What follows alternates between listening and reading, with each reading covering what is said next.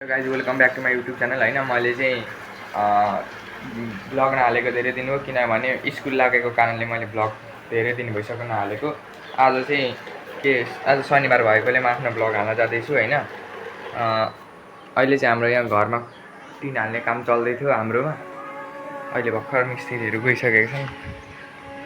यस्तो भइसकेको छ होइन घरको हालत चाहिँ सब फोरे फोर्छ। कोठाको हालत पनि यस्तो छ पुरै फुर।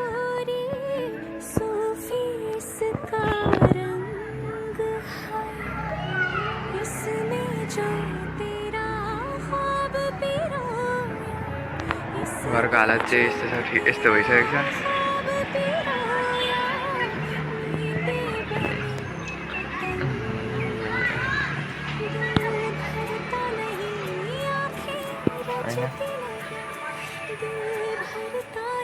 मेरो कोठाको हालत पनि यस्तो छ, सब मिलाउनु पर्ने छ।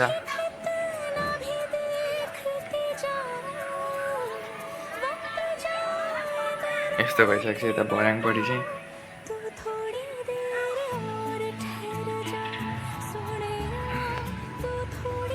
सब फोरेफोर छ। यही हो, अहिले पनि म ब्लग हाल्न नभ्याएर नहालेको।